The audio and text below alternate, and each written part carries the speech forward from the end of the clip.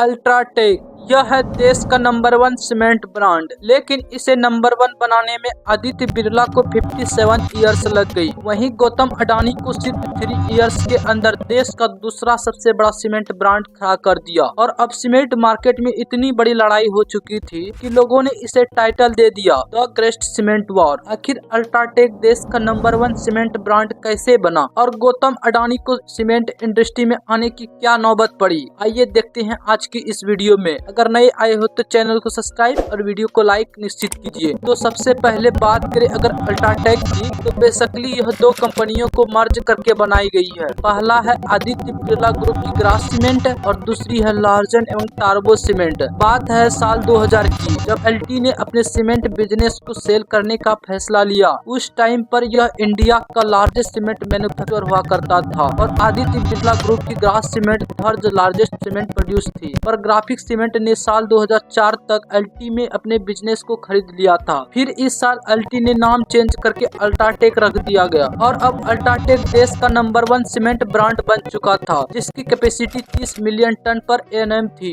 जहां UltraTech capacity के मामले मार्केट में टॉप पर था, वहीं दूसरे ब्रांड जैसे अंबुजा और एसीसी भी धीरे धीरे मार्केट में आगे बढ़ रहे थे, जिसका सबसे बड़ा रीजन अल्ट्राटेक का मार्केट में नया होना। दरअसल अल्ट्राटेक मार्केट में एक नई कंपनी थी, वही अंबुजा और एसीसी को मार्केट में आए हुए बहुत साल हो चुके थे, इसलिए लोगों ने अंबुजा और एसीसी को ज्यादा प्रेफर किया। और उसके बाद अंबुजा और एसीसी ने इंटरनेशनल कंपनी हाल सिम से कलेक्ट कर लिया था, जिसकी वजह से अंबुजा और एसीसी को एडवांस टेक्नोलॉजी का एक्सेस मिल गया, जिसकी वजह से अंबुजा और एसीसी पहले से यह कंपनी मार्केट में अच्छी सीमेंट क्वालिटी प्रोवाइड कर रही थी। अब इतना सब कुछ होने के बाद अल्ट्राटेक को भारी नुकसान हो रहा था। तभी अल्ट्राटेक ने भी अपनी एक स्ट्रेटजी तैयार की, जिसमें उन्होंने पूरे इंडिया में अपनी फैक्ट्री बनाई और कुछ एग्जिस्टिंग फैक्ट्री को बाय करके उन्हें रिवाउंड किया, जिसकी वजह से उन्हें प्रोडक्शन रेट 30 से बढ़कर 50 मिलियन टन पर पहुंच गया। उसके बाद साल 2010 में अल्ट्राटेक ने स्टार नाम की इस कंपनी को बाय किया, जिसकी वजह से उसका प्रोडक्शन रेट 52 MTA तक पहुंच चुका था। अल्ट्राटेक मार्केट में 5P वाले फार्मूले को अच्छी तरह से अप्लाई किया। 5P वाला फार्मूला कहता है पहले प्रोडक्ट बनाओ, उसके बाद मार्केट में उसका प्राइस डिसाइड करो, फिर मार्केट में प्लेस करो, फिर जाकर उसे प्रमोट करो, ताकि आपका प्रोडक्ट टारगेट ऑडियंस तक आसानी से पहुंच सके। और इसी स्ट्रेटजी को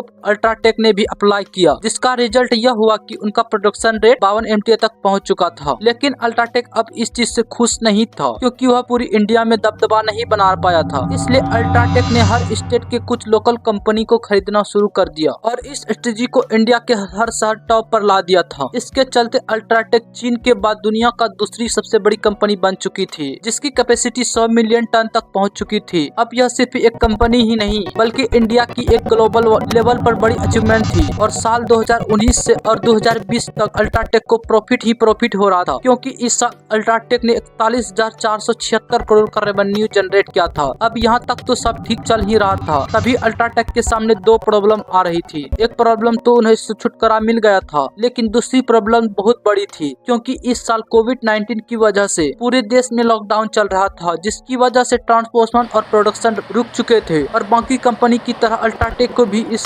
मुश्किल का सामना करना पड़ रहा था। लेकिन उसके बाद जैसे जैसे सिचुएशन नॉर्मल होती है, अल्ट्राटेक इन सब से रिकवर कर रहा था कि तभी न्यूज आती है कि गौतम अडानी अब सीमेंट मार्केट में एंट्री करने वाले हैं। उसके बाद पता चलता है कि अडानी ग्रुप ने हाल ही में सिम से एसीसी और अंबुजा सीमेंट 51,000 करोड़ में खरीद लिया था और इस एक जन के साथ अडानी को 68 MTA तक का प्रोडक्शन भी मिल रहा था। लेकिन अडानी को सीमेंट बिजनेस में आने की क्या जरूरत पड़ रही थी? तो इंडिया में बहुत तेजी से इंफ्रास्ट्रक्चर डेवलप हो रहा है। इसमें road, bridges, school, college, hospital बना रहे हैं। अब इन सब में सीमेंट लगता है, इसी वजह से अडानी ने सीमेंट मार्केट में एंट्री ली। अब आज की डेट में इंडिया वर्ल्ड का 2nd लार्जेस्ट प्रोड्यूसर है। लेकिन अल्ट्राटेक और अडानी ग्रुप में नंबर 1 कौन है, इस बात की कंपटीशन चल रही है। अब यह वक्त ही बताएगा कि सीमेंट का असली किंग कौन है। अगर वीडियो में नए आए हैं तो प्लीज चैनल को सब्सक्राइब और वीडियो को लाइक निश्चित करें। मिलते हैं नेक्स्ट वीडियो में, तब तक के लिए जय हिंद, जय भारत।